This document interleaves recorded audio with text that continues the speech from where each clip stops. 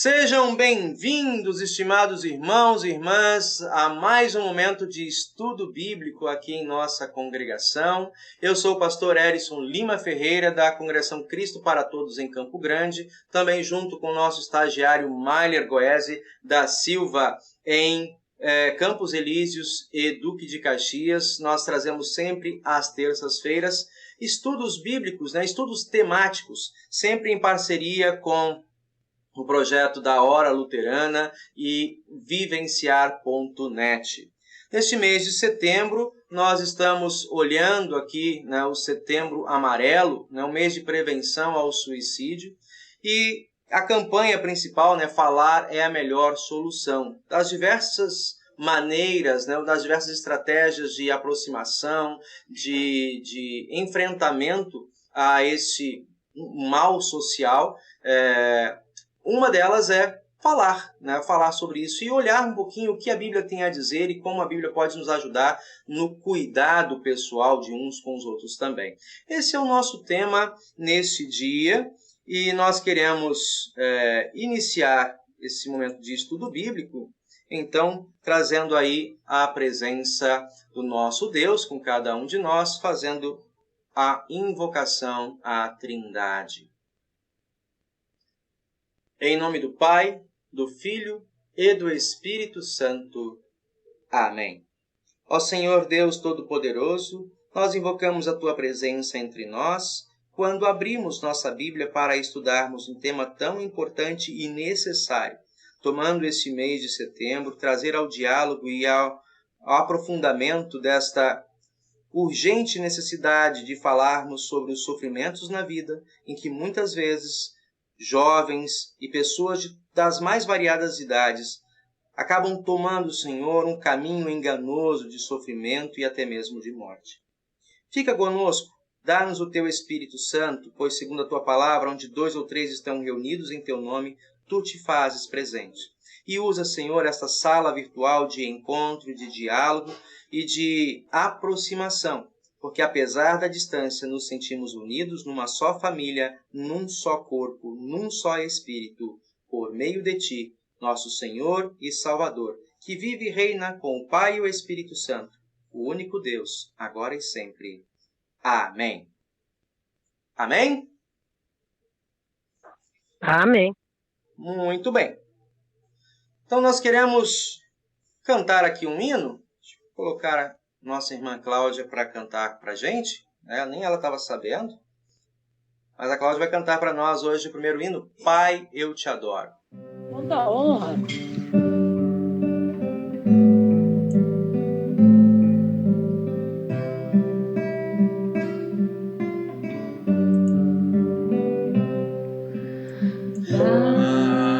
Pai, eu te adoro. Minha vida te entrego, como eu te amo, Jesus, eu te adoro, minha vida te entrego, como eu te amo. Espírito, eu te adoro, minha vida te entrego, como eu te amo.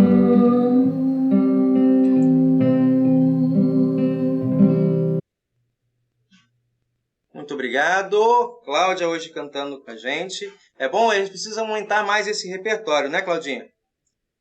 Vamos sim, Edson, se Deus quiser. Ainda vou fazer um dueto com o Mailer. Que bom, que bom. Então, olhando aqui, meus irmãos, nossa tela, eu trouxe para vocês, então, algumas amostras, só para dizer de onde nós estamos extraindo boa parte desse estudo e também incentivando para que outras pessoas procurem nessa plataforma, uma oportunidade, um canal de diálogo. um canal de conversa, né, de aproximação. Vivenciar.net é um projeto da Hora Luterana, agência missionária parceira, né, da nossa igreja luterana no Brasil, e eles trazem diversos temas, né, focando esse mês de setembro.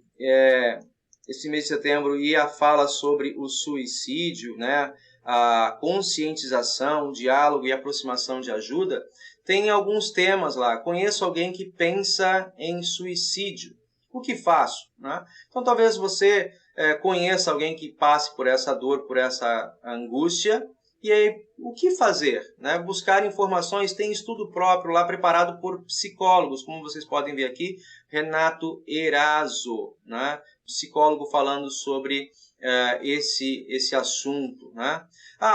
Você talvez esteja passando, né, por essa situação e aí pergunta, né, eu tenho pensamentos suicidas, o que eu faço? Né? De novo, mais uma psicóloga, a Daniele von Miller, conversa, tem um guia lá de orientação também, material para que a gente possa fazer uma investigação pessoal e também direcionamentos. Né?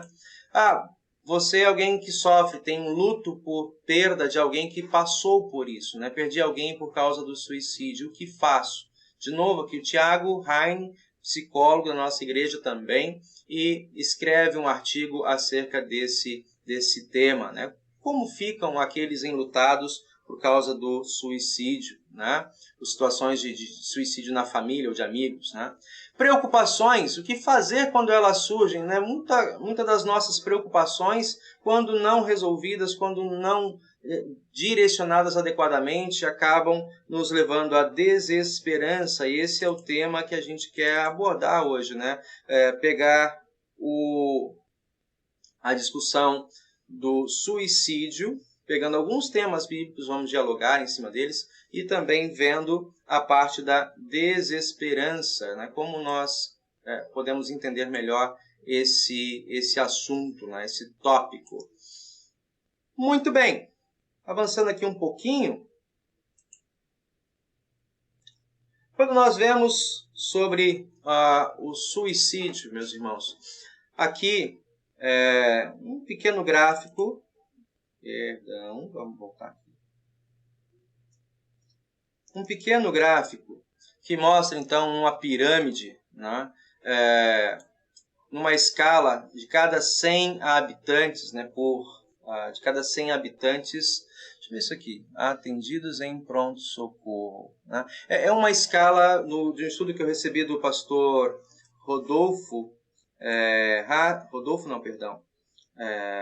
pastor Rassi, e ele traz aqui dessa fonte de 2005, que existe uma pirâmide, né, entre as pessoas que passam por pensamentos suicidas, aqueles que chegam a elaborar um plano suicida, e dentre esses também uma parte ainda menor que chegam a executar esse seu plano, né? E por fim, né, de cada 17 pessoas que têm uma ideação suicida, uma delas chega à execução do plano, né? E ao ponto de serem atendidos em pronto-socorro.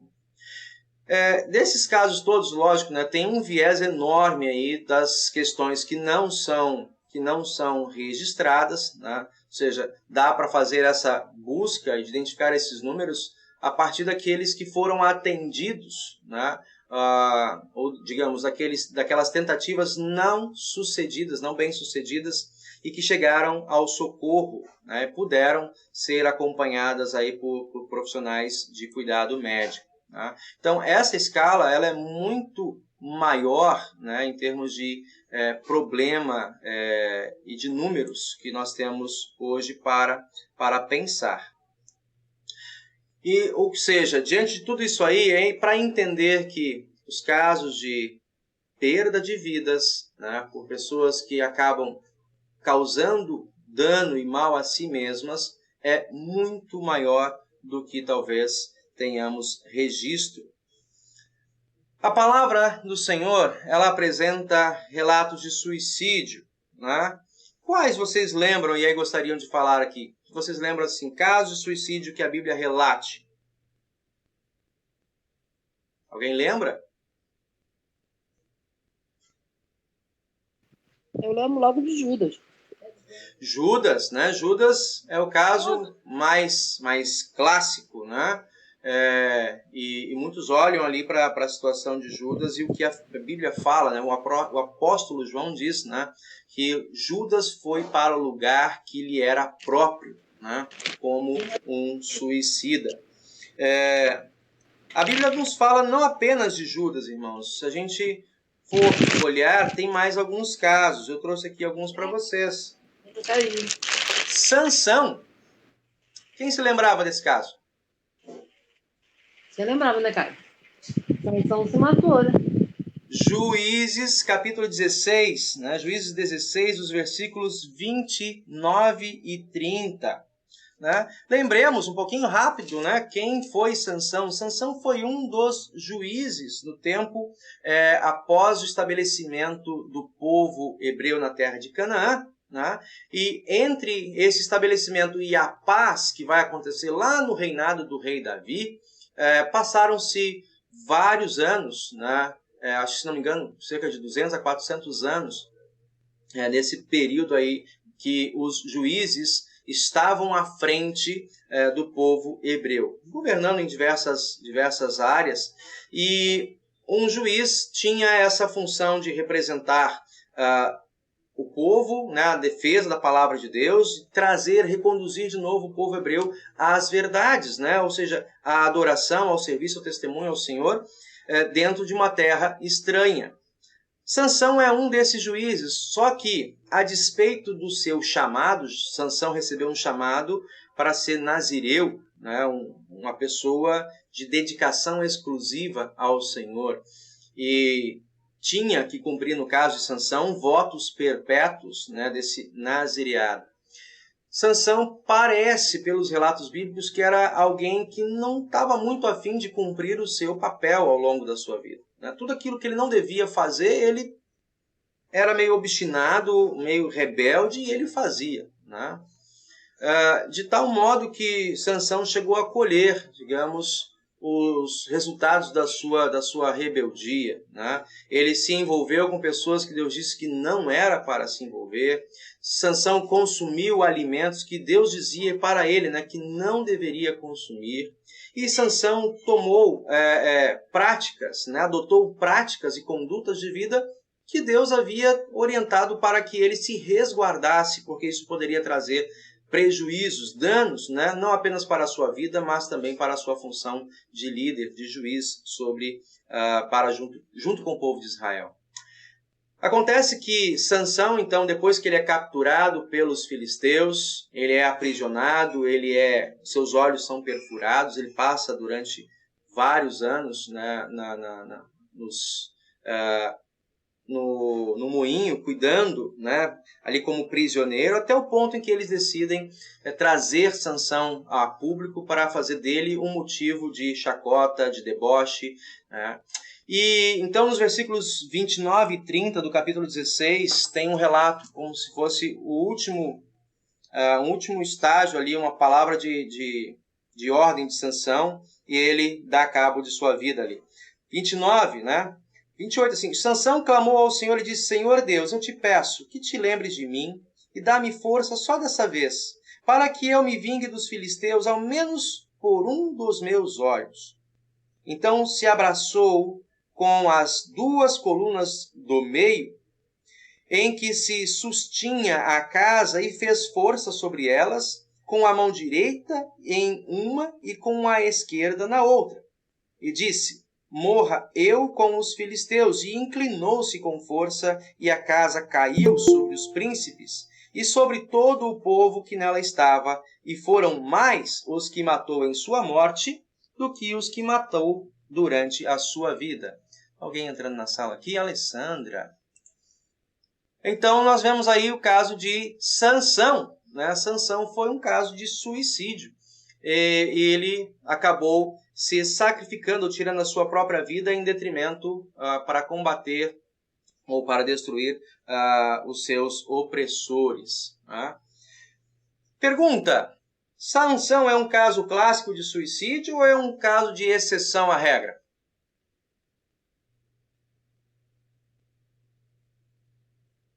O que vocês acham? Sansão tirou a própria vida ou tentou objetivamente para tirar a vida? É suicídio nesse caso? Eu acho que nesse caso ele estava numa guerra. Era como se ele estivesse na frente de uma batalha. Não tem como você não morrer. Mas, por outro lado, ele iria conseguir destruir os inimigos. Quando nós vemos aqui Sansão, alguns teólogos, né, tentam resgatar a situação de Sansão. Por quê? Porque ele era alguém que estava com um chamado, né? E o que ele faz, segundo esses teólogos e a Bíblia de Estudo da Reforma, não sei se todos conhecem, né, mas a Bíblia de Estudos da Reforma é um material de uma confessionalidade luterana, né? Foi publicada recentemente lá pelos 500 anos da Reforma, então em 2017. Nesse texto, nesse estudo, ele traz um comentário tentando, de alguma maneira, assim, justificar a situação que levou Sansão a cometer tentar contra a vida, né? Que seria pelo seu cargo. E aí ele faz uma citação, um comparativo, né? Imagine um soldado ou um combatente, né, que vê à frente de si um exército inimigo e atrás uma população, uma cidade, né, que não tem condições de se defender. Então, entre ele, digamos, ele é um muro, né, de contenção entre os seus opositores e a sua pátria, né, o seu povo. Então, seria considerado, conforme esse comentário, mais um ato de martírio, né? Ser um mártir de se entregar em favor dos seus. Tá? E Sansão é tomado no Antigo Testamento como uma certa figura, digamos, que faz um tipo, né? Assume uma função de tipologia de Cristo, em certo ponto. Por quê? Ele é aquele chamado para defender o povo e que se sacrifica voluntariamente para o benefício dos seus. Contudo, né, diferente do que foi Sansão, Jesus Cristo cumpriu toda a lei. Ele não quebrou, né, aquilo que lhe estava prescrito, determinado como regra. Né? Sansão, por outro lado, foi aí um juiz bastante, eu diria assim, bastante negligente no cuidado com a sua própria vida. Alguém mais? Lembra mais algum outro? Que a gente tem mais um. A situação do rei Saul. Né? O rei Saul, lá em 1 Samuel 31:4. Quem lembra disso?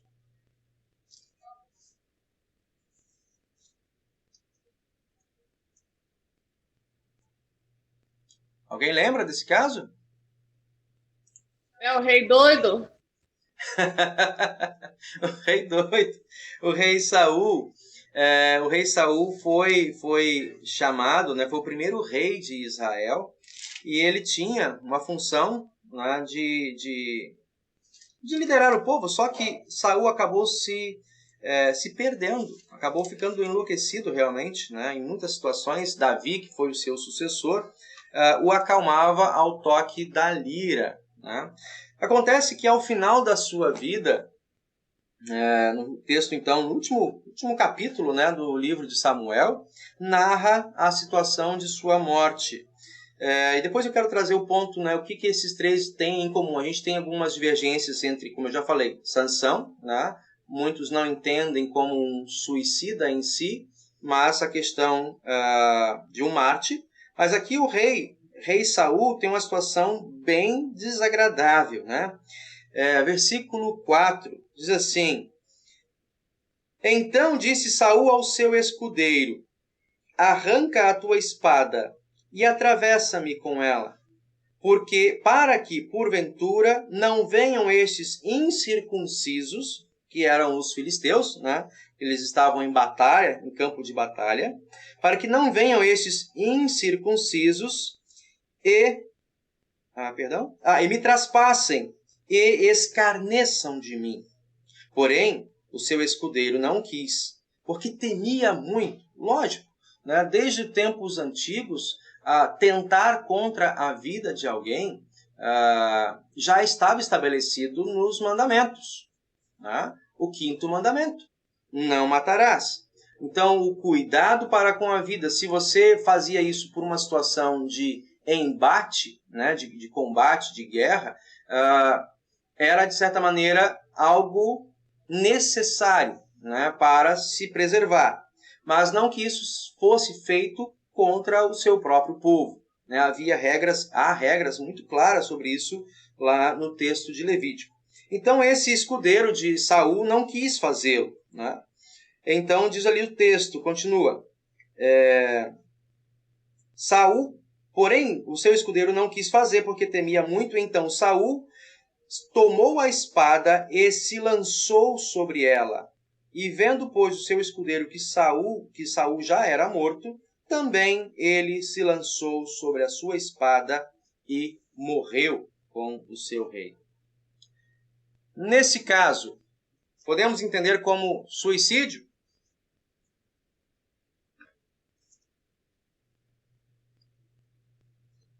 A morte de Saul, o rei Saul, foi suicídio? Foi um ato de guerra? Foi desespero. Desespero, Alessandra. Essa palavra é chave hoje em nosso estudo, né? Desespero. Desespero. Essa é uma situação que também, em situação de guerra, acontece muito. Até mesmo para o rei ou para o líder, não, se entregando com vida, tá me ouvindo? Sim. Se entregando com vida, o líder da guerra, ele é como se ele estivesse entregando o povo também. A partir do momento que ele morre, aí o povo fica acéfalo. É diferente você perder a guerra e ter o seu rei oprimido. O rei morto é diferente. Eu não estou dizendo que não seja um suicídio, que não seja por desespero, mas é uma forma de honra. Na guerra tem muito isso. É uma forma de honra. Eu não vivo se não for pelo meu povo. Sem o meu povo, é melhor que eu esteja morto, porque em sendo envergonhado e humilhado, isso também valeria para o povo dele. Ele representa o povo dele. Ele não é qualquer um que foi pego, que foi morto, que foi humilhado. Ele é o representante do povo. Eu acho que a importância dele aí, isso acontece muito. Isso acontece até entre bandidos. O chefe do bandido, que quando ele é pego, muitas vezes ele se suicida, para não passar exatamente essa situação. Então, eu acho que não é igual Tomé, mas não é como Sansão, mas também não é como uma pessoa sem essa função se suicidando, entendeu? Tá. Chega mais perto do microfone, Cláudia. Aqui tá inconstante, né? Mas deixa eu dizer aqui. Então, deixa eu dizer aqui nesse ponto. Realmente, se a gente olhar o contexto, né, um pouco antes e depois dessa situação, nesse campo de batalha, morreram os 3 filhos de Saul, né?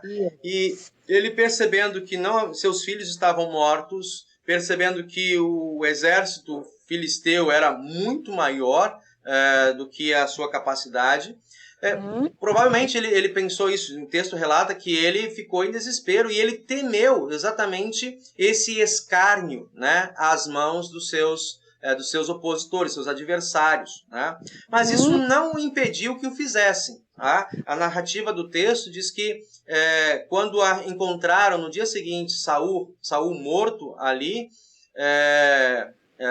no chão, tomaram ele, né, o decapitaram, despiram-no das suas vestes militares e o expuseram, né, de frente ao muro da cidade, como forma de escárnio, né? E o povo se levantou, foi lá, tomou o seu rei, fizeram uma cerimônia de cremação, né, como uma forma de purificá-lo daquela vergonha e do que levou ele, né, no caso, toda aquela cena vexatória, e depois sepultaram os seus ossos, né? Então, assim termina a história de Saul, o rei, né? Quando você traz o ponto de que alguns acabam tomando essa atitude, a gente pode questionar se Saul, de fato, o fez como um ato de bravura ou como um ato de orgulho e desespero, né? A perda de sentido, talvez.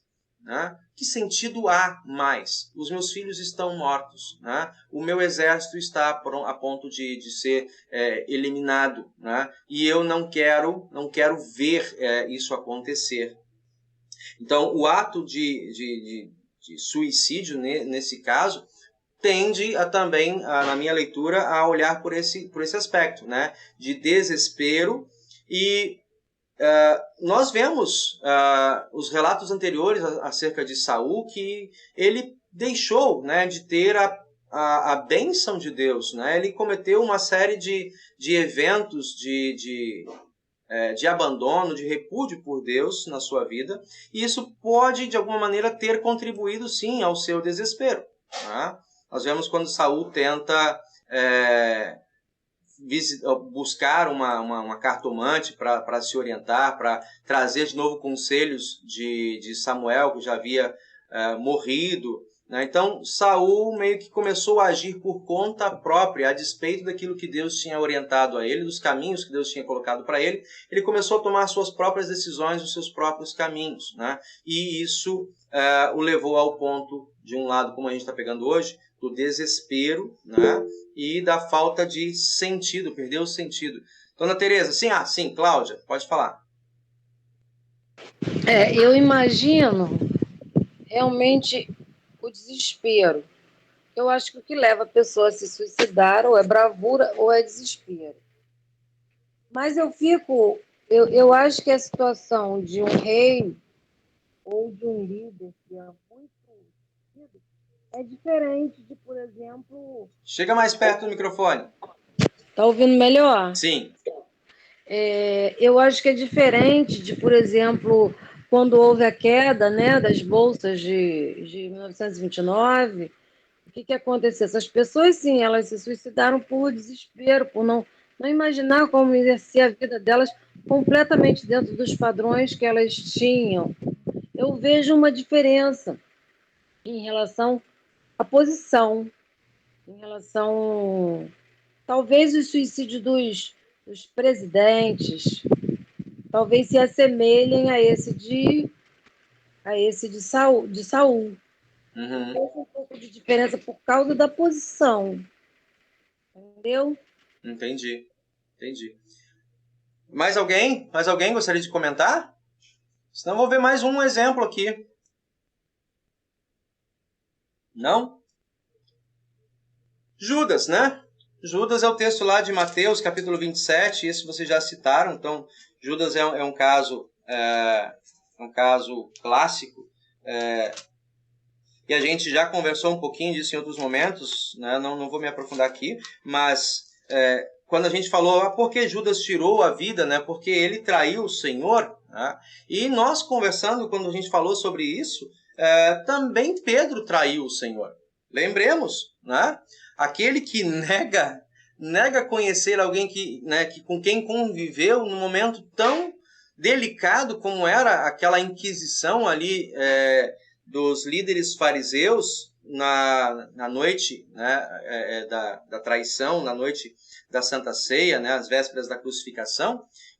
Perguntaram para Pedro: escuta, eu já te vi com ele, teu jeito de falar me lembra muito um dos seus discípulos. E ele disse obstinadamente, né, nunca vi esse homem. Né? Então a situação de Pedro e Judas foi semelhante quanto ao fato, né? Traíram o seu mestre, negaram a sua confiança. Né?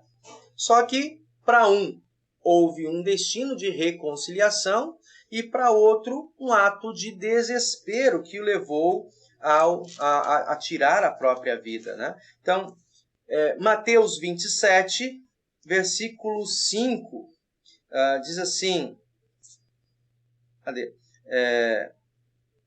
Deixa eu pegar o 3 ao 5, tá? Judas, o que traiu, vendo que Jesus fora condenado, tocado de remorso, né, olhando para dentro de si, ou seja, desesperado de novo, né, devolveu as 30 moedas de prata aos principais sacerdotes e anciãos, dizendo: eu pequei.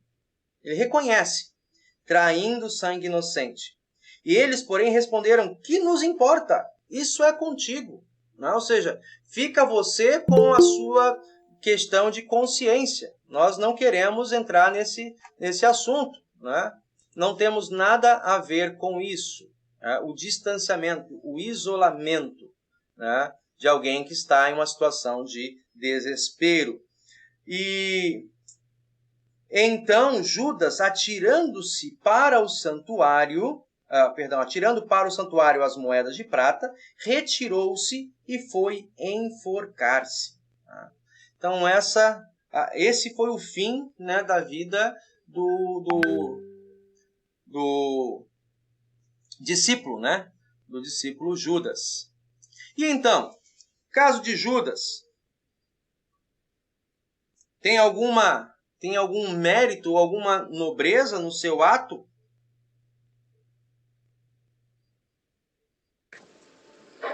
Então, pastor, eu não sei se o senhor vai citar mais algum exemplo, mas desses 3 aí, que eu entrei já no finalzinho de Sansão, né? Então, o que eu pude deduzir aqui, né, pelo que eu estou vendo, no caso de Sansão, houve um arrependimento baseado na fé. No Saul, houve um desespero e um medo, porque ele iria sofrer retaliação, inclusive de Deus. E, com relação a Judas, houve um arrependimento baseado em um remorso. Então, nesse caso do Judas, eu vejo que foi mais um remorso.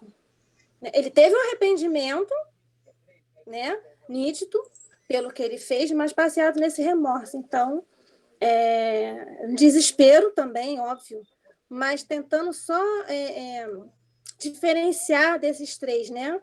Que seria o arrependimento mesmo pela fé, o desespero e medo, e o arrependimento de remorso. É isso que eu estou vendo. Uhum. No caso de Judas, né, ele acaba tentando sanar a dor da sua culpa, né, do seu ato, por suas próprias mãos. Né? E muitos vão dizer assim, foi essa, na verdade, a grande distinção, né, que nós damos ao ato de traição de Judas para o de Pedro. Né?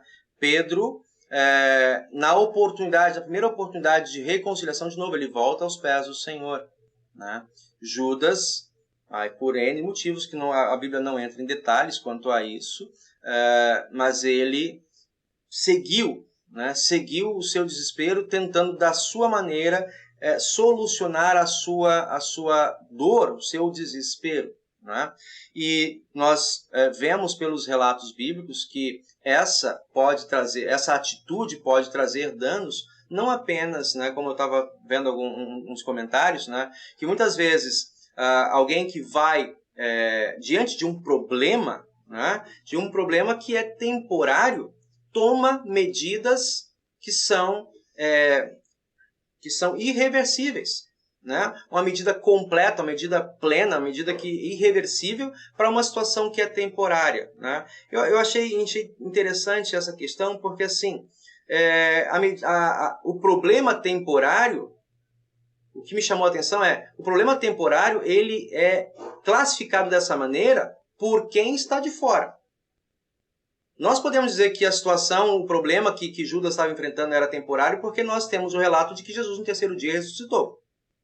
Né? Nem ele, nem Pedro tinham essa perspectiva, digamos, clara, né? Consciente, embora o Senhor já tinha falado para eles, clara e consciente de que isso de fato aconteceria. Então, para eles, o fato de tirar a vida do Senhor Jesus tinha ares de algo definitivo. Né?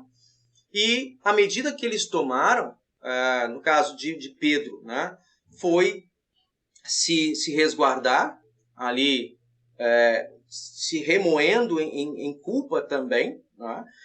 Mas Judas toma uma medida drástica e definitiva que não permitiu ele poder rever e até mesmo trabalhar aquele conflito, aquele dilema que foi temporário, né?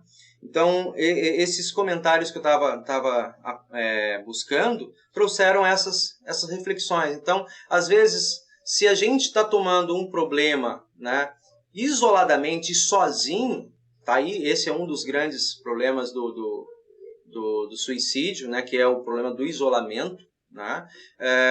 Se você toma sozinho, talvez você não consiga enxergar soluções ou dimensionar adequadamente o seu conflito, a dor que você está vivendo.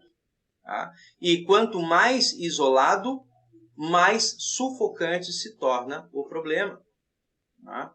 E essa angústia pode sim tirar o seu senso de vida, né, e de consequências, a chegar ao ponto de tomar uma atitude de desespero, como tomaram cada um desses, né, na sua medida, no caso de Judas, o mais contundente, assim, de tirar a vida e suicidar-se. Né?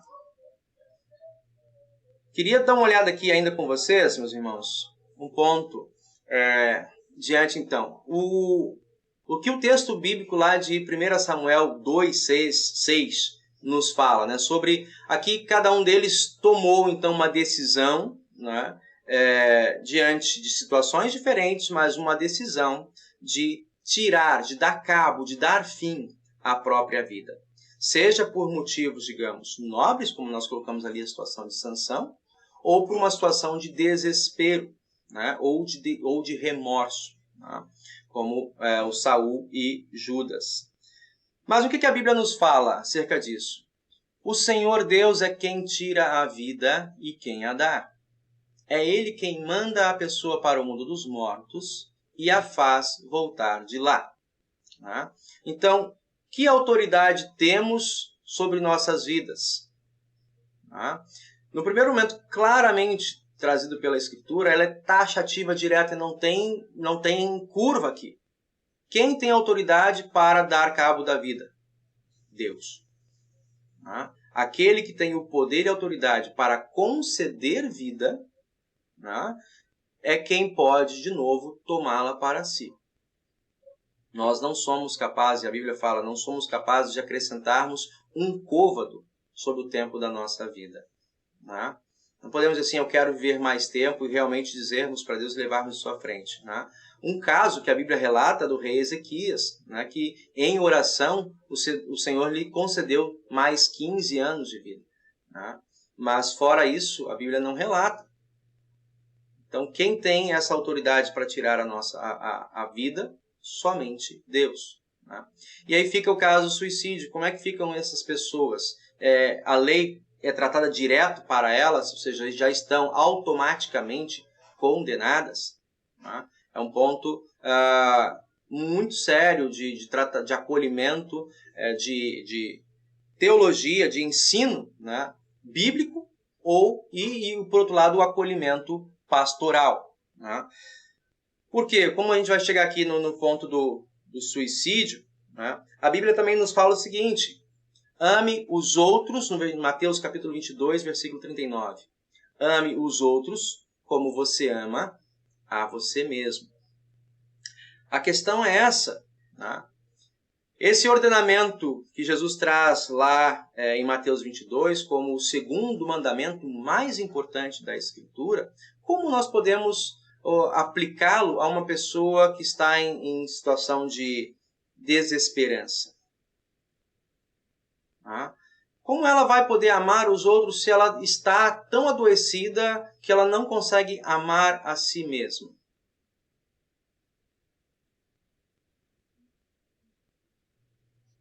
Né? É possível a gente cobrar isso? Essa falta de amor é algo que está presente somente nos ímpios? cristãos passam, sofrem com esse mal? Sim ou não? Com certeza. Infelizmente, com certeza, mas passam. Então, se por um lado, seu Bonfim, por favor, pode falar.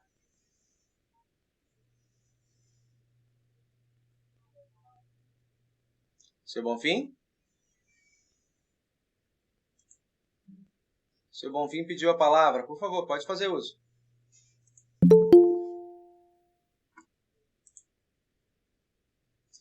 Bonfim?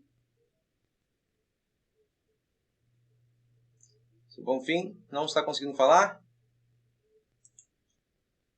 Então, depois aí tenta ver se o senhor consegue aí abrir o seu microfone e pode fazer uso da palavra.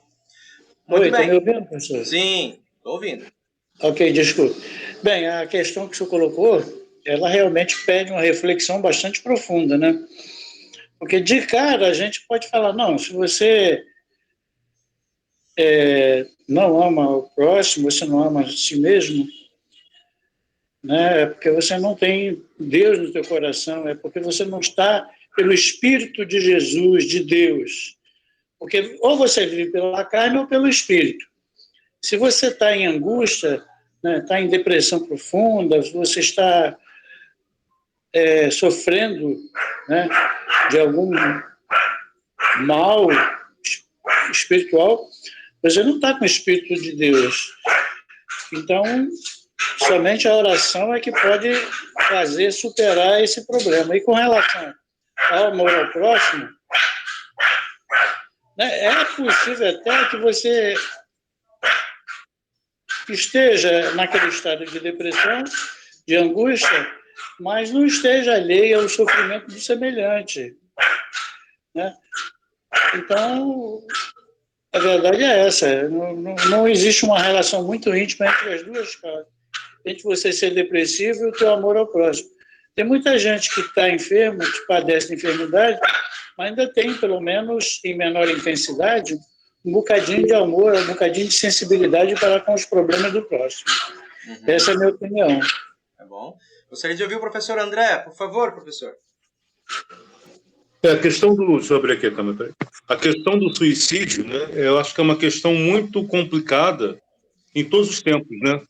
Porque, por um lado, eu acho que pode ser um problema psíquico, químico, que a pessoa precisa realmente de um tratamento psiquiátrico, se for motivado, né, por depressão, né? Mas, por outro lado, também eu percebo que o suicídio pode ser uma via para aqueles que não têm nenhum sentido na própria existência. Viver dói, como disse Nietzsche, né? Então, viver para quê? A pergunta é essa, né? Ou viver por quê? E tudo, na verdade, não passa de dor, né? Crescer dói, viver dói, envelhecer dói. Então, eu acho que o suicídio também beira de um desespero, e quando a pessoa não tem uma fé ou um sentido maior para a vida, ou pode ter também problemas químicos, né, problemas do cérebro e tal, que pode vir de uma depressão, eu acho que, infelizmente, muita gente pensa em suicídio, só que as pessoas não têm coragem de falar. Porque quando você percebe que existe um vazio existencial, aí, né, que nada preenche, porque nada vai preencher, né? Então, tem os problemas da infância, os problemas da adolescência, os problemas da vida adulta, os problemas da velhice. Aí você olha para trás e fala, ai, que saco que é viver, né? Tem gente que pensa isso. Porque não tem uma perspectiva, acho que não tem uma visão maior. Qual é o sentido da própria... Isso são os filósofos, até hoje, tentam resolver, né? Qual é o sentido dessa existência, né? O próprio saber, o próprio ter conhecimento de que nós somos finitos, o fato de saber que um dia eu vou morrer, isso já me traz uma angústia terrível. E a religião consegue lidar melhor com isso, né? Olha, a morte acaba aqui no físico, mas no além ela continua. Para quem crer, eu acho mais fácil. Agora, para quem é completamente agnóstico ou ateu, deve ser um desespero 1000 vezes pior, porque ele não tem a esperança de uma vida eterna. Tudo acaba ali no túmulo. Então, eu acho que essas duas coisas. É a própria vida, que eu acho que é difícil para todo mundo, e quem tem depressão, que pode ser uma questão química, né? quem procurar um médico, um psiquiatra, também pode levar a isso. Mas o desespero e doença, eu acho que é um problema muito sério. E agora, nesse momento nosso histórico, né, tão conturbado, né, de novos paradigmas, novos modelos, de crise econômica, crise familiar, crise de tudo, as pessoas realmente, se não tiver, como o senhor José falou, uma fé, né, verdadeira, ela acaba se entregando, né? Isso. E aí é muito triste isso. Isso. Primeiro ponto que eu gostaria de... Obrigado, né, o comentário. Se alguém mais tem algum outro acréscimo? Mais alguém para falar. Quem mais? Alguém levantou a mão? Sumiu aqui para mim. Se tiver mais alguém, pode falar. Deixa eu ver aqui se tem. Não. Então, assim, no primeiro momento aqui do que foi colocado, quando eu trago assim, que não se limita apenas aos que estão fora. Também cristãos sofrem e passam por isso. Né? Também cristãos sofrem e passam por essas dores. E não dá para a gente tratar de uma maneira assim tão cartesiana. Né? Se alguém tem o Espírito, não vai passar por uma como o André colocou, né? Pelo pensamento, pela falta, digamos, fraqueza, confusão na sua vida e o sentido e o propósito. Essa questão que a gente está trazendo aqui, né, está por trás, que a gente quer chegar ao ponto que é a desesperança como um dos elementos importantes nas causas que levam ao suicídio. Então, quando alguém, mesmo cristão, está, digamos, passando por essa crise, e o André trouxe bem, não é simplesmente uma questão de ter ou não ter fé. Existem outros fatores, ao longo do estudo a gente pode colocar, mas fatores de ordem genética, né? Ou seja, de ordem biológica, química. A falta de a Cláudia sabe melhor talvez que eu, mas a falta de determinados componentes químicos do nosso próprio corpo pode nos levar a ter confusão mental, né? a pensamentos distorcidos e que induzem-nos à depressão, né? Ao isolamento, à perda de sentido na vida. Tá? E isso tudo, essa confusão mental, essa confusão química, pode levar até mesmo um cristão à perda de consciência e a um ato de desespero. Tá? Eu estou trazendo esse alerta, esse componente, como o André também colocou, para quem não é cristão, para quem não tem uma fé religiosa, né? A vida talvez é algo que não se encontre sentido, né? Além daquilo que a matéria, o que ele é capaz de fazer, da sua autonomia no mundo, né? Aquilo que está fora da sua autonomia, digamos, perde o sentido, né? Mas para o cristão, não. A vida, ela continua, mesmo que eu perca o domínio e o controle da vida. Aqui, em última instância, a gente sabe, não somos nós quem controlamos a nossa vida. As nossas vidas estão nas mãos do nosso Deus, do nosso Criador. É Ele quem nos traz a vida neste mundo e é Ele também que, a seu tempo, nos leva para junto de si, na sua morada. Né? Mas nesse intercurso entre o nascimento e o nosso adormecer e a nossa partida, né, nós enfrentamos espinhos na carne. E dentre os diversos modos do espinho, pode vir essas questões químicas que levam a doenças psíquicas, né?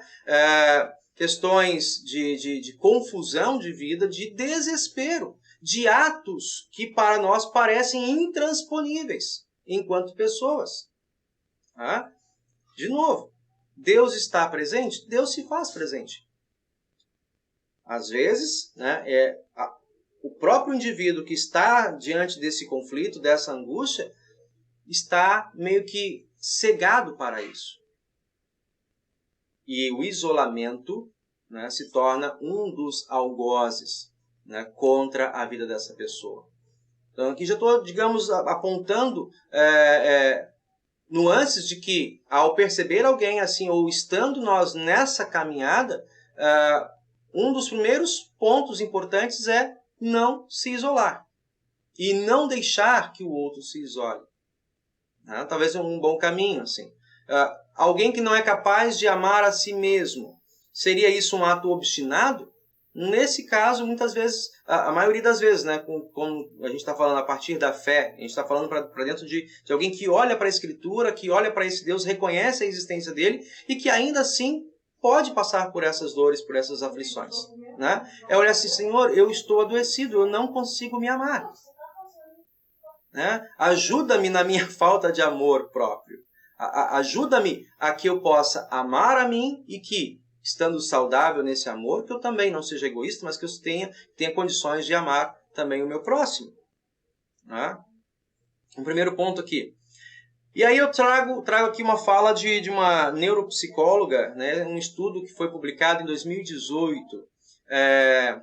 A manchete que essa psicóloga traz, a Thaís 40, de São Paulo, ela diz assim: desesperança é um importante fator de risco para o suicídio. Tá? Como a gente falou, e a Alessandra colocou lá no início, né, desespero. Tá? Desespero entra aí como alguém que está vivendo essa experiência da falta de sentido. Né? Falta de esperança, você encontrar sentido em alguma coisa que você não necessariamente está vendo, né? Pegando lá, parafraseando lá primeiro Hebreus 11, né? Ter certeza de coisas que não estão na mão ainda, né? Como se já estivessem. A vida eterna, o perdão, né? A solução de um problema, de saber Deus está comigo, embora eu não o veja materialmente aqui manifesto como viram Pedro, Tiago e João lá no Monte da Transfiguração, mas saber, Ele está conosco pela sua palavra. Né? Estou com vocês todos os dias até a consumação dos séculos. Né? Então, a perda desse elemento importante em nossa vida pode levar qualquer pessoa, né, que entre nesse conflito. Não é algo que está limitado aos não cristãos, mas também os cristãos podem passar por isso, né? Podem incorrer em um ato de desespero e suicídio. Né? O que essa doutora diz? Quando perdemos essa capacidade de confiar, de acreditar e ter expectativa sobre a nossa vida, presente ou futura, podemos então sentir desesperança. E ocorre quando há uma ruptura, uma descontinuidade entre a nossa própria existência, um conflito entre ser e o estar. A questão aqui ela vai mais além. Né? A desesperança é não enxergar o futuro, pensar que não vale a pena viver. Entre outras palavras, aquilo que o André trouxe. Né? Uma visão nihilista da vida, ou seja, tudo vai acabar. Né? Tudo o que resta é o desespero, tudo o que resta é o caos. E eu não estou preparado para enfrentar isso. Né? Eu não sei dar conta desse amontoado de complicações, de dores, em muitos casos de dores, né, que assoberba a minminha consciência e a minha vida. Então, eu não sei o que ver para frente. Bate, então, a desesperança. Deixa eu comentar mais um pouquinho aqui que ela coloca. Né? A desesperança, então, leva a pessoa a pensar que o amanhã simplesmente não vai acontecer. E está intimamente ligada aos quadros de depressão, comportamentos autodestrutivos e a ideação suicida. Alguém com tais sentimentos acredita que nunca terá sucesso, que nada de bom vai acontecer e que os seus problemas nunca serão resolvidos. Faz sentido?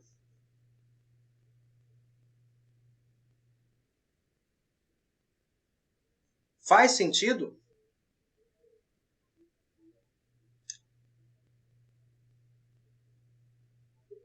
Sim ou não?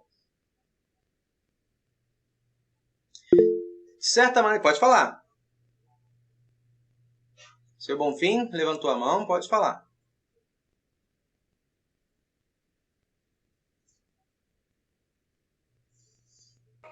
Alô? Oi, sim, agora sim. Desculpe mais uma vez. Nada. Não faz sentido, pastor.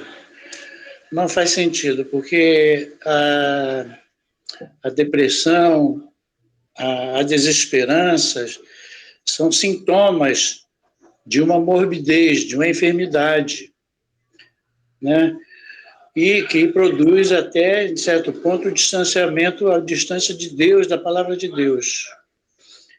Mas, com perseverança, a pessoa fazendo um esforço, ela pode se encontrar na palavra de Deus, no Evangelho, e superar gradativamente essa desesperança, esse estado depressivo, esse estado de insegurança, de que tudo já acabou, não resta mais sentido à vida, procurando a razão para viver, a pessoa encontra a razão para viver.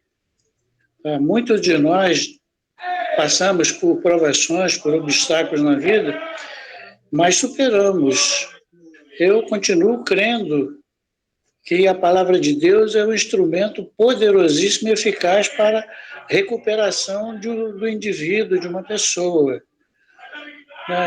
Eu estou falando até do ponto de vista pessoal, por mim próprio. Eu já passei por diversas provações, por diversos desafios, e chegou um ponto, sinceramente, eu cheguei a um ponto, eu acho que eu até comentei com o senhor, numa das últimas visitas que o senhor fez a mim, na minha casa, que eu até defendi o seguinte, que a pessoa com uma certa idade, já não tendo mais oportunidade, não tendo mais idade produtiva para recuperar aquilo que perdeu, então não resta mais nada, senão aguardar a enfermidade, as doenças e a morte. Mas não é por aí. Não é por aí. Eu hoje tenho uma visão bem diferente. A vida vale a pena viver, especialmente quando você entrega a tua vida a Deus e Ele opera em sua vida e você encontra a razão de viver. Ok. Olha, deixa eu tomar essa fala do senhor, que ela é bem importante, né? Ou seja, o senhor percebeu, o senhor teve na fala, eu vou abrir a palavra depois para quem? Para a próxima que levantou a mão. Mas a gente tem, então, uma situação ali que o senhor estava doente, limitado, uma série de impedimentos, né? E esse pensamento te rondou, né? Te rondou como assim, o que traz sentido à vida? É a produtividade, né? Ou seja, é a minha capacidade de produzir riqueza, de produzir dinheiro, de produzir bens, né? Então, são questionamentos que, de novo, a gente vive em um contexto assim e não estamos isentos de passarmos em algum momento por isso, né? E exatamente nos momentos em que nós não temos, de novo, né, o controle da nossa vida e o controle da situação ao nosso redor, essa sensação de impotência, né, ela pode nos levar ao desespero. Né? Que bom que nesse caminho, agora a gente não vamos entrar aqui no detalhe, mas que bom que nesse caminho o senhor teve condições, né, ou pessoal ou social do seu grupo, do seu círculo de amizade, de cuidado, e até mesmo o círculo religioso, né, da tua fé, da igreja que esteve contigo, te retirou desse lugar, digamos, de perda de sentido, de desesperança, né? E te põe hoje, eu posso pensar que a vida é muito mais do que isso. O valor da minha vida não está nas coisas que eu tenho, possuo ou conquisto, mas na vida em si como um presente de Deus. E isso é uma postura, uma interpretação e um modo de se posicionar no mundo a partir da fé. Né? Quando a fé se encontra em equilíbrio com a saúde. Às vezes elas não estão muito bem amigas. A fé está lá, mas a saúde não está ajudando. Ela, né, pode questionar as nossas convicções de fé. E é de novo importante, como o senhor falou, o senhor está trazendo o caminho certo. Voltar para a Escritura. A minha pergunta é, às vezes, quando nós estamos nesse estado de adoecimento, nós não conseguimos encontrar o sentido sozinhos. É necessário que alguém nos traga, nos conduza ao sentido. É importante ter alguém comigo, de quem eu confie, que eu faça, digamos, esteja ao lado dessa pessoa, e aí o pastor, a esposa, o esposo, mas ali a acolhida pastoral, a acolhida em torno da palavra de Deus acima de tudo. Né? Deixa eu passar a palavra para Marilândia. Marilândia, por favor. Oi, pastor, boa noite. Boa noite. Desculpem, mas é que eu estou fazendo um negocinho aqui, mas dá para falar. Estou fazendo um jantar, né? Isso. Boa noite, gente. Oi, tudo Boa. bem? Todo mundo me conhece? Mariolândia, bem em todos, né? Sim. Eu tiro a desesperança, às vezes, deixa eu só me afastar aqui do fogão um pouquinho. Em relação à mamãe. Mamãe é da Batista há muitos anos, e de vez em quando eu tenho que ir lá dar uns solavancos nela. Ela está com 75 anos de idade, e ela, volta e meia, tem tido crises de ansiedade, assim, uma em cima da outra. Como ela fica um tanto resistente para ir ao médico, eu fico... Aí tem uma medicação que o médico passou há um tempo atrás, que é o fluoxetina, né, que é um dos mais fraquinhos que tem, antidepressivos. E eu peço para o meu irmão administrar nela, mas antes de pensar nisso, eu cheguei lá, estou vendo ela, né, quase indo ao chão, assim, sabe? Porque ela já anda um pouco curvada, e agora, então, aí, quando ela está assim, ela curva muito mais, fica com o rosto hiper abatido, né? O que ela faz? Ela faz um somatório da vida dos netos, da vida das netas, da vida dos filhos, né? Da minha vida, né, também, porque ela sabe dos problemas que eu tenho. E eu ainda tenho problema de carregar mais uma série de pessoas que eu tenho que levar. Hoje mesmo levei um para o dentista, hoje já fui atrás do secretário de obra, ontem fui atrás da menina que está vendo a cirurgia do meu irmão mais velho, né? Então, quer dizer, é uma série de coisas que eu tenho que ver, fora documentação disso, documentação desse, fora o trabalhinho que eu faço. Então, ela vê toda essa correria, né, os filhos nessa vida correndo que nem uns loucos, e isso vai deixando com que ela fique deprimida, porque a partir do momento que ela começa a pensar na vida dos outros, né, ela começa a fazer uma somatização. Você vai para mim? Olha essa batata ali para mim, desculpa. Aí ela faz uma somatização. Então, quando ela soma tudo isso, então, ela só vê negatividade. Então, ela entra numa crise de ansiedade. E agora, depois de uma certa idade, ela começou a ter asma. Aí, quer dizer, piora mais ainda, porque o coração acelera. Aí, às vezes, eu chego lá, estou assim, meio cansada, meio desesperada, e ela começa a me cobrar uma coisa de um, coisa de outro, né? Aí o Sérgio, aí o Luiz, aí isso, aí aquilo. Eu, para! Viro para ela e falo assim, olha só, acordem, levantem, ergue essa tua cabeça, porque eu quero saber, e agora a senhora vai me dizer, cadê o Deus que a senhora todo dia está atrás dele? Cadê o Deus? Cadê seu Deus? Cadê? A senhora passa de noite, de madrugada, meu irmão diz que a senhora passa a madrugada toda acordada assistindo as igrejas, os cultos, e vai por aí afora. Cadê este Deus que a senhora busca em todo lugar? Ele tem que estar aí dentro. Tira ele daí. Tira ele daí. Acorda, dona Terezinha. Aí ela falou que foi o inimigo que me usou. Ó. Ela falou que foi o inimigo que me usou, que eu não costumo falar com ela dessa forma, né? Mas eu tinha que fazer alguma coisa, porque se eu deixasse ela naquela angústia que ela se encontrava, ela ia acabar perecendo, não ia demorar muito. Sim. Então era uma crise atrás da outra, de ansiedade. Aí, às vezes eu estou lá em cima, eu tenho, quer dizer, estou aí, né? Aí onde já está Campo Grande, eu tenho que vir para casa para sentar, conversar com ela dar uma animadazinha, mas daqui a pouco vem outra crise. Ela, não, é o coração. Não, senhora, não tem nada a ver com o coração. Isso é ansiedade. Vamos ao médico? Não, não quero ir ao médico. Aí eu virei para meu irmão, aí ela deu uma melhorada. Depois que o inimigo me usou o que ela falou, ela deu uma melhorada, ficou mais alerta. Aí meu irmão todo dia vai lá, faz a oração com ela, pediu o meu irmão mais velho que sentasse com ela todos os dias, pela manhã ou à tarde, quando ela estivesse assim, lesse a Bíblia para ela em algumas passagens que ela gosta muito, e meu irmão começou a fazer isso, ó, 91, o 23, tem um outro que ela gosta, que é o Deuteronômio, e vai por aí fora. Então, eu pedi para meu irmão fazer isso, e ela começou a melhorar. E meu irmão mais novo também começou a fazer isso também. E depois, para dar um auxílio, eu falei assim, olha, mãe, tá vendo essa medicaçãozinha aqui? A senhora tem que usar todo dia um. É a senhora um e o meu irmão um, que é o meu irmão mais velho, que é o que vai operar, fazer a retirada do rim, que ele está num estado de nervos que só Jesus para controlar a criatura, né? Porque ele é muito medroso, ele tem muito medo de tudo, ele tem medo até filme de terror, gente. Então, quer dizer, até isso eu tenho que dar uma administrada também. Mas, bem, pelo sim, pelo não, eu consegui fazer com que ela retornasse, depois que eu dei esse solavanco nela. E ela hoje, graças a Deus, está levando, apesar de que de vez em quando dá umas crises bem pequenas, né? Mas são coisas que a gente conversando, batendo papo com ela, Sim. ela dá uma melhorada. O que você está falando, Marilândia, faz sentido, para mim faz sentido, né?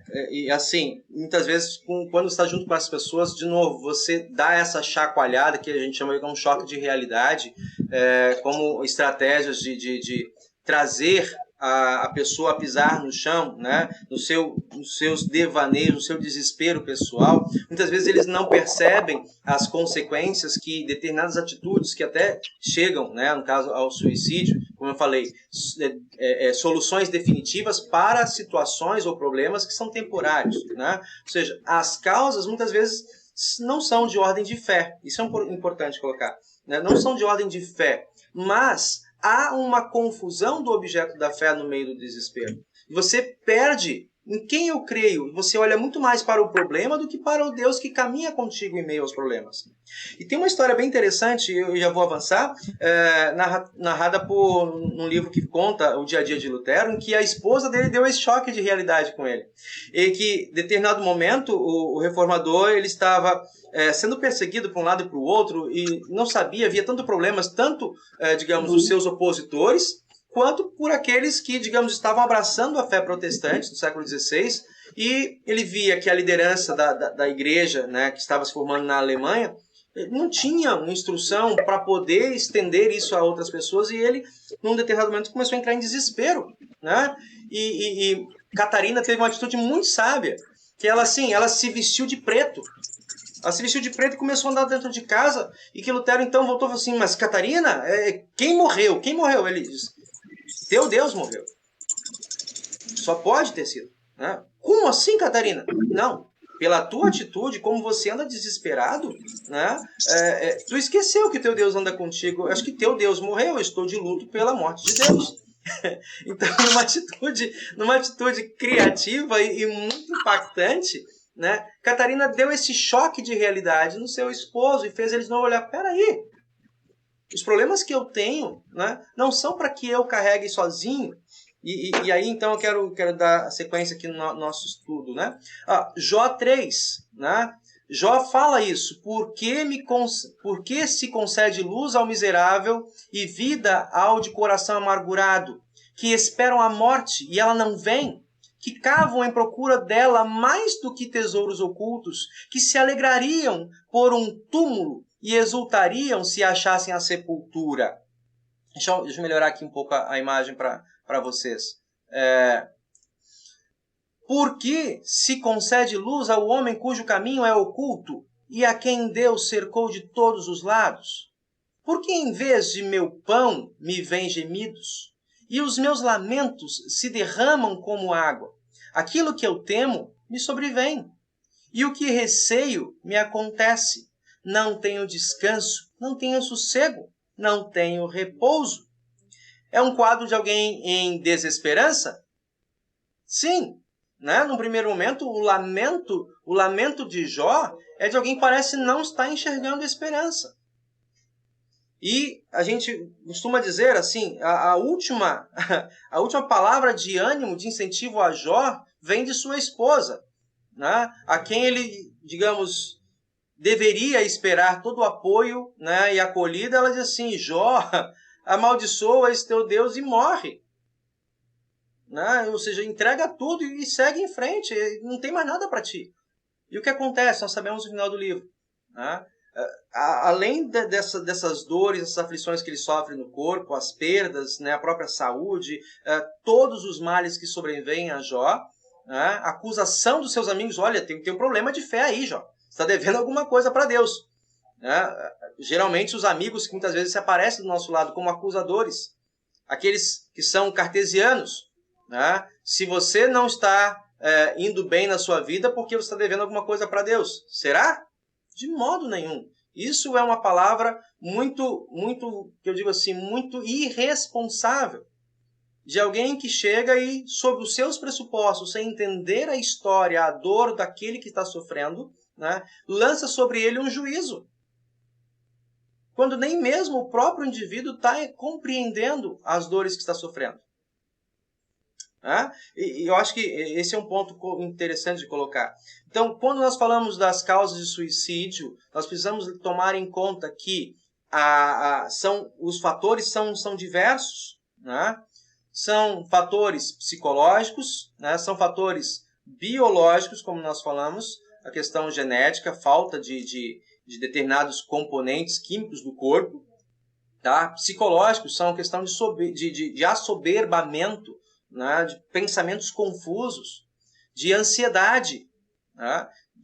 Aí você tem outras questões culturais, né? E questões socioambientais, ou seja, é um problema muito complexo para a gente simplesmente chegar de uma maneira cartesiana e dizer é isso, né? Ou é falta de fé, ou você não está andando com Deus, né? Ou tem algum pecado para você resolver. Não é simples. O que é importante é que nesses momentos de desesperança, que nós já comentamos, né? Uma mão estendida. Uma mão não para acusação, uma mão estendida para socorro. Que nós, diante de situações dessas que nos causam perturbação, que nos tiram o senso, digamos, de valor da vida e que por dores mais absurdas, né, tomemos esse pensamento, por mais insano que seja, o melhor caminho é a morte, né? Nós saibamos de antemão, assim, alguém está me soprando isso. Isso não vem de Deus, porque Deus é quem dá a vida e Ele tem um apreço enorme pela vida. Para resgatar a vida, não apenas a minha, mas a de todas as pessoas, Ele deu a sua própria vida na cruz do Calvário. Essa mão estendida, né, e aqui a gente coloca um texto bíblico lá de Mateus 11, 28 a 30. Jesus diz lá, venham a mim todos vocês, todos que estão cansados e sobrecarregados, e eu lhes darei alívio.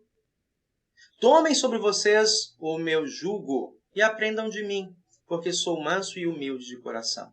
E vocês acharão descanso para a sua alma, porque o meu jugo é suave e o meu fardo é leve. Pastor, mas que versículozinho para resolver problema é simples assim? Não sei. Pergunto a vocês. Olhar um versículo desse, uma palavra de Cristo, nas horas de angústia, de incertezas, é para vocês simplesmente água com açúcar ou é uma âncora de esperança?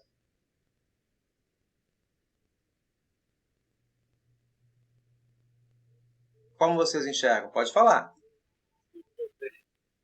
Oi, pastor. Marilande, Cirlei, pode falar. Não, é um chacoalhão daqueles bom mesmo, porque a única coisa para a gente sair desse estado, que eu tive 6 anos com depressão, é pegar a Bíblia e ler. Não só ler e analisar cada versículo que tem ali, porque parece que tudo está escrito para a gente. E quando a gente está naquela depressão profunda, pode ter a família em roda, tu pode ir no psiquiatra, psicólogo, tu pode falar com pessoas que te dão um conselho, mas tem horas assim, ó, que só mesmo a palavra de Deus na Bíblia, porque senão tu não sai dessa depressão, tu não consegue.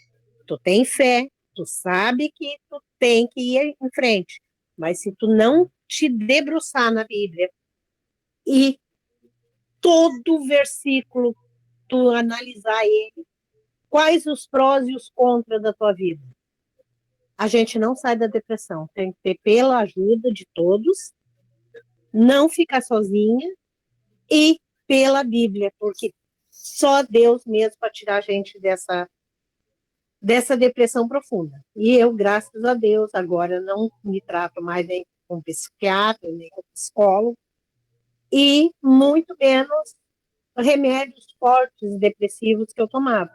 Mas eu dou uma caidinha, eu pego a Bíblia e estou ali, ó, firme com ela.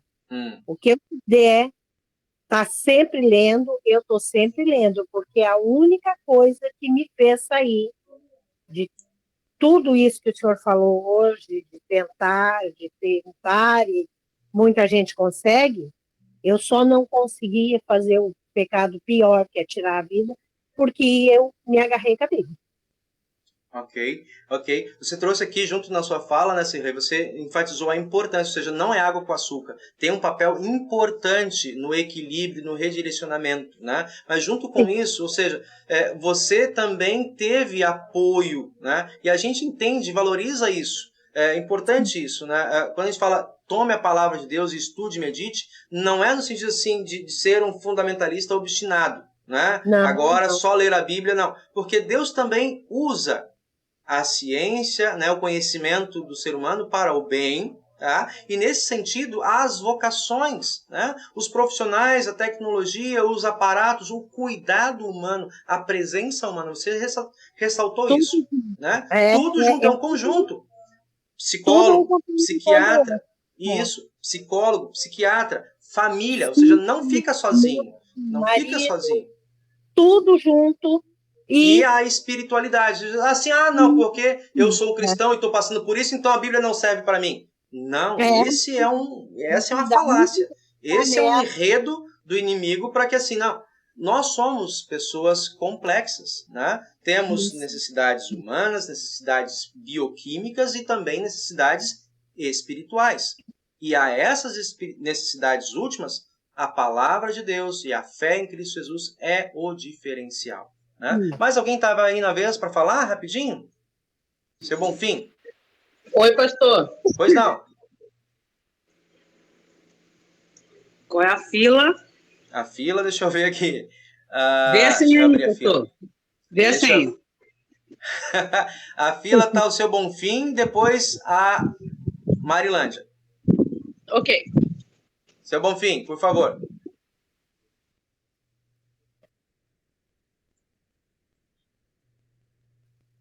Deixa eu ver se consigo ligar o seu Bonfim aqui. Alô? Sim, Oi. isso, pode falar. A minha mãozinha está acesa aí? Tá. Ah, tá bom. Não é fácil a superação de uma enfermidade como a depressão, né? Essas sensações de perda, de desmotivação pela vida, não é fácil. Mas a fé também, a fé plena é um estágio que não se alcança com facilidade.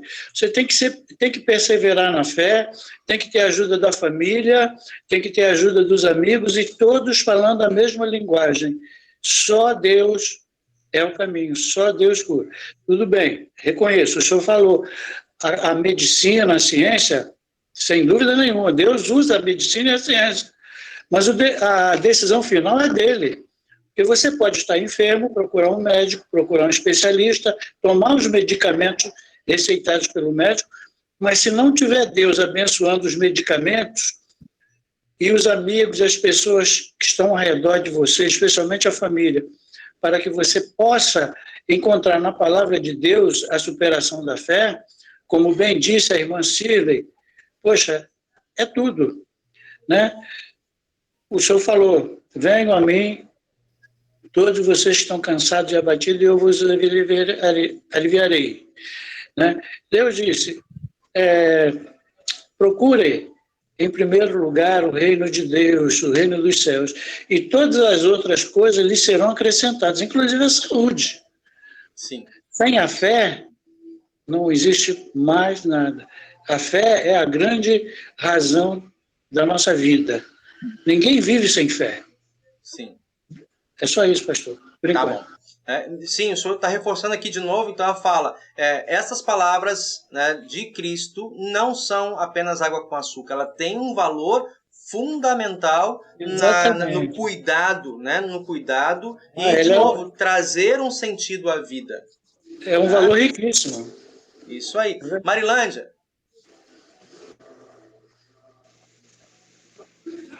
Se fosse boa na mão.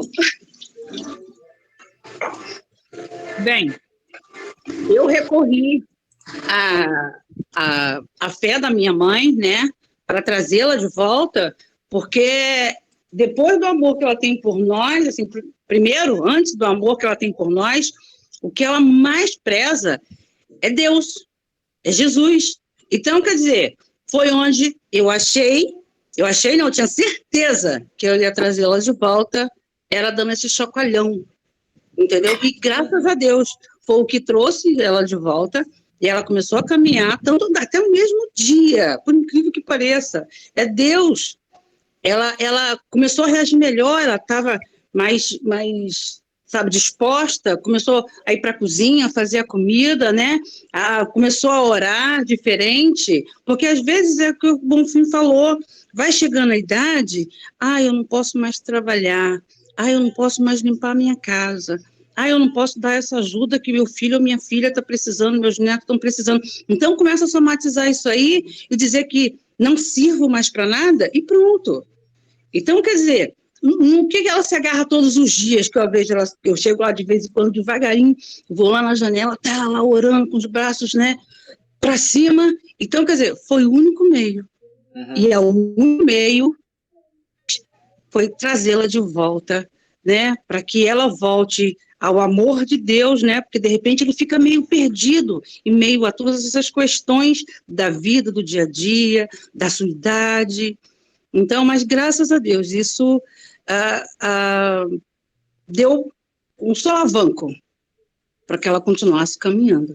E é de grande valia, todo dia, ser lido para ela algum texto da Bíblia, ela saber, ela pega a Bíblia, mesmo ela não sabe ler muito bem, com a idade ficou um pouco mais difícil, mas ela pega a Bíblia e consegue ler aquelas passagens que ela mais gosta, ela consegue ler, ou meu irmão lê, o mais novo, ou o mais velho, ou eu, quando eu estou lá, e foi isso que a trouxe de volta. Muito obrigado pela fala. Então, olha só, o que é importante nesse sentido, gente? Quando a gente fala ali, colocou ali que o texto ele é importante, as palavras de Jesus, né, venham a mim, essa presença de Cristo em nossa vida se dá também pela palavra, sim, diretamente, mas o que é extremamente importante nesse momento, nesse tempo que nós estamos vivendo, uma rede de apoio. Tá? Que a gente entenda e que a gente possa experimentar a palavra de Cristo na sua materialidade. Venham a mim vocês que estão cansados e sobrecarregados. Aonde está Cristo? Ele está na palavra? Está. Ele está na comunhão do sacramento? Está. Ele também está na presença do outro, do meu irmão na fé. Tá? Aquele que também foi chamado. Amarás o teu próximo como a ti mesmo. Talvez ele esteja numa situação de maior equilíbrio e que ele possa estender a mim o seu braço.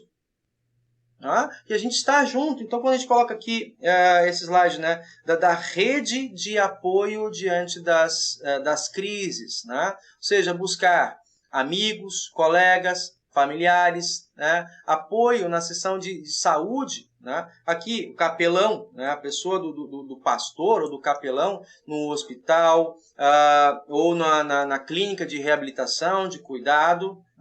Mas também não só o pastor que ali vai estender a você o cuidado espiritual, né? A atenção pastoral, mas também a sessão de assistência social, que às vezes o problema de fé está ok.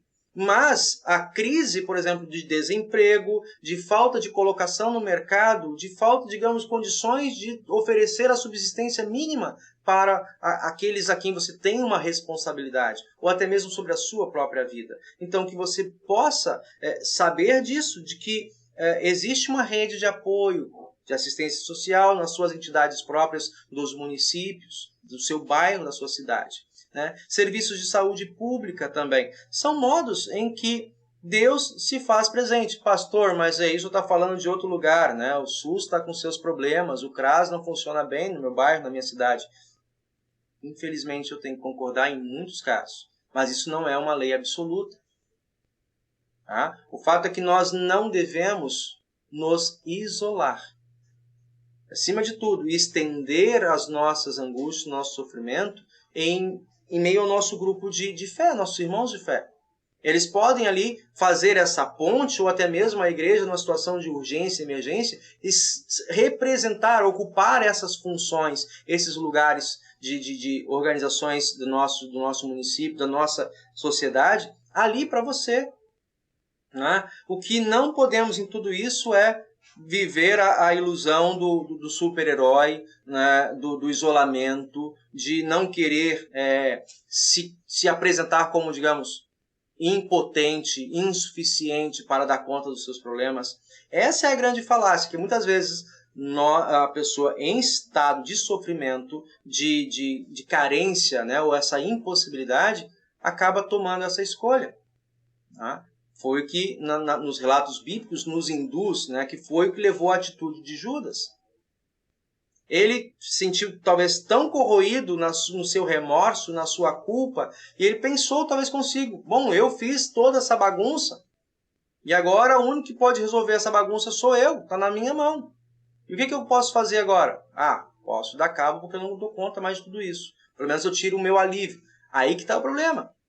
Como cristãos nós sabemos que o fim da vida, e nesse sentido, né, de um ato de desespero, fora da fé, não é a solução do problema. Pelo contrário, é o início de um problema que agora sim é insolúvel.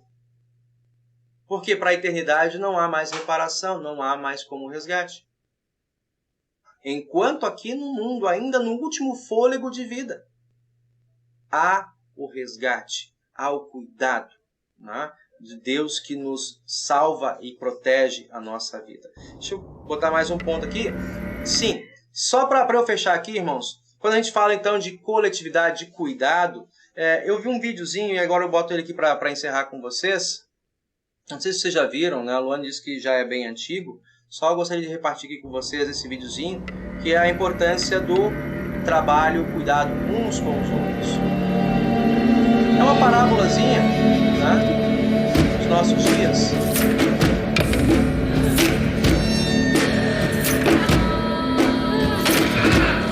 Cada um tentando resolver o seu próprio problema.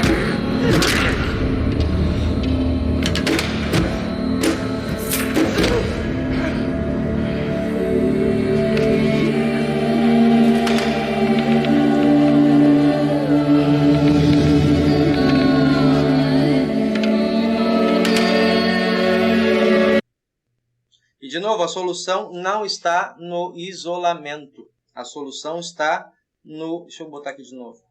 A solução está na colaboração. Deixa eu avançar aqui onde ele estava.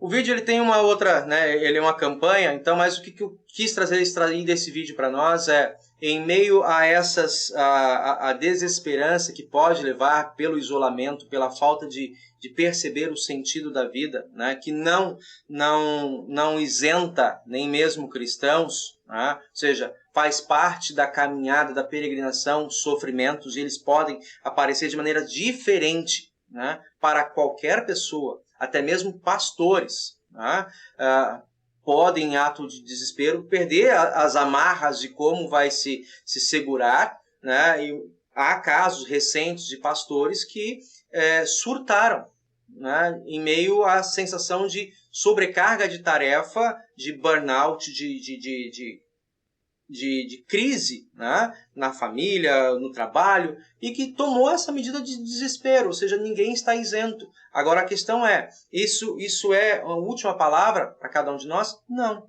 Né? Em meio a tudo isso, tem o convite, o chamado de Cristo, que está presente ao nosso lado. E como ele se faz? Ele se faz presente através da palavra, dos sacramentos, através das pessoas que em seu nome ocupam funções de cuidado, funções de atenção, de atendimento técnico, né, que nós podemos fazer uso constantemente.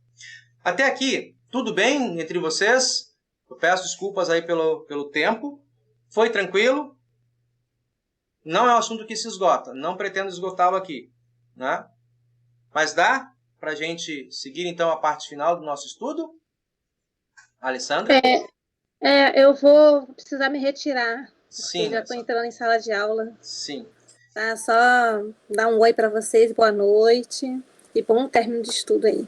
Obrigado. Bom, chegamos então à parte final. Eu gostaria de cantar com vocês um hino, né, que faz sentido, pelo menos para mim, quando na escolha, o hino Aos Pés da Cruz.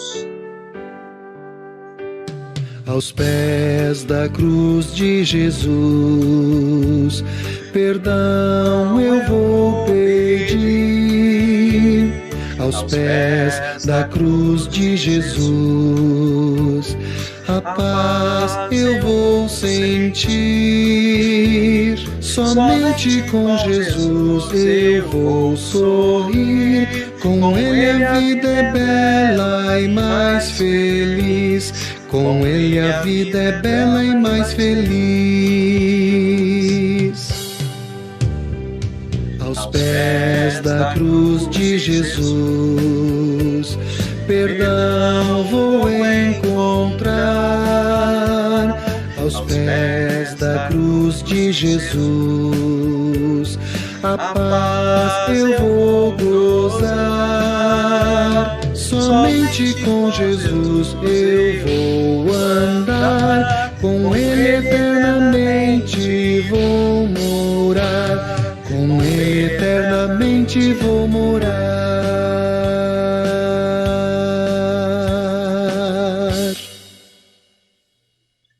Muito bem. Chegamos então à parte final aí do nosso estudo, já com o momento de oração e o encerramento com a bênção. Hoje nós queremos lembrar aí os motivos de oração. Nós trazemos aí ao conhecimento de todos o nosso aniversariante do dia, né? O Mailer está completando mais um ano de vida, o nosso estagiário. Que Deus continue cobrindo de bênçãos e também dando sabedoria na condução do trabalho ao qual ele está se preparando, de cuidar de pessoas que sofrem. Né? Sofrem não apenas pelas dores físicas, mas também, especialmente, né, pelas questões espirituais. Mailer? Não. Alguém falou? Eu achei que ele estava aqui. Mailer, sim. Pode falar. Não, só agradecer só por me lembrar no momento de oração. Desculpa ter estado meio ausente hoje, está difícil a situação aqui, a internet ficou bem difícil aqui. Uhum. Então que Deus te abençoe, continue aguardando a sua vida e também te capacitando para esse trabalho. Trazemos aí pedidos de enfermos, o nosso irmão Anderson, né? Ele pede aí pela filha do seu amigo, agora me fugiu o nome dela aqui, Anderson Borchat. Ele pede, então, pela vida de Caroline Rodrigues de Carvalho, né, uma amiga da família, que precisa de sabedoria, né, diante do Senhor para se orientar na sua vida, sua necessidade. Pedimos também pela saúde de nossa irmã Maria da Penha, que sofreu aí um mal-estar, né, em plena rua nesse final de semana, e que Deus continue guardando ela junto com a sua família, agora também sendo guardada, protegida e cuidada por eles. Mais algum outro pedido?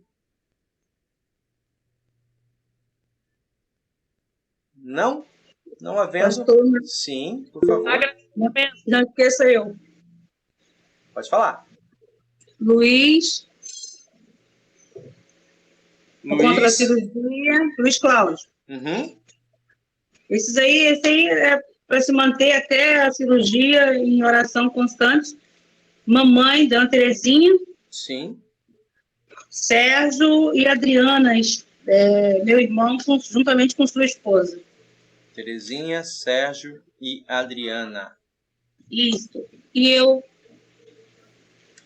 Sim. Eu e o Carlos e os nossos projetos, né? Sim, minha irmã. E agradecer mais um ano de vida do nosso pastor. Amém. Amém. Mais alguém? Agradecimento pela vida da minha amiga que não está com Covid, graças a Deus, a Patrícia. Pegou o resultado hoje. Amém. Que beleza. Patrícia, amiga da Luane. Muito bem. Muito bem.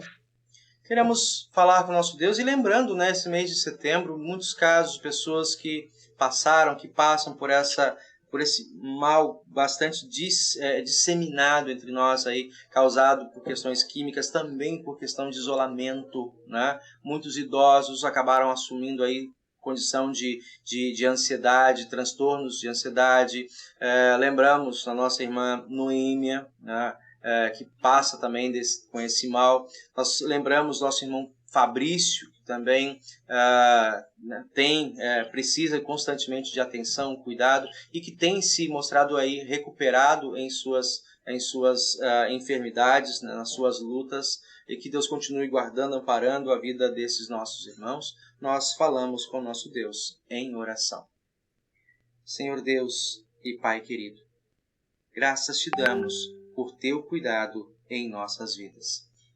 Precisamos, Senhor, de Ti em todos os momentos, porque sozinhos não somos capazes de suportar as cargas que esta vida nos impõe. Sabemos, Senhor, que os dias são difíceis. Sabemos também por Tua palavra que não há perspectiva de melhoras, de vivermos um paraíso aqui na terra. Os dias são maus, mas a Tua palavra está presente conosco e o Teu Espírito nos guarda de males maiores, de um caos disseminado entre todas as pessoas. A Tua Igreja, movida pelo Teu Espírito, continua a ser luz e sal para esta terra. Obrigado, Senhor, por tornar a nossa vida algo útil, proveitoso, com sentido e que produz o bem, tanto para nós quanto para aqueles que estão ao nosso redor. E tudo isso por meio da Tua palavra, por meio dos Teus sacramentos, por meio da Tua presença, que não nos deixa sozinhos, mas nos acompanha todos os dias até a consumação dos séculos. Somos gratos, Senhor, e louvamos o Teu santo nome, porque Te fazes presentes através da Tua Igreja, da comunhão dos irmãos, através, Senhor Deus, de uma boa vontade plantada no coração dos profissionais de saúde, dos profissionais de cuidado, que auxiliam-nos em todas as instâncias para trazermos e vivermos uma vida com sentido. Ajuda, Senhor, quando também no meio da Tua casa, no meio da Tua igreja, irmãos nossos passam por momentos de fragilidade e de desesperança. Que a Tua palavra continue a atuar e trazer de novo a reestruturação, o equilíbrio, e que possam enxergar solução diante dos problemas, sabendo que, Senhor, quando Tu caminhas conosco, não há problema intransponível. Tu resolveste na cruz e com a Tua ressurreição o maior de todos os problemas, a segurança de nosso destino eterno.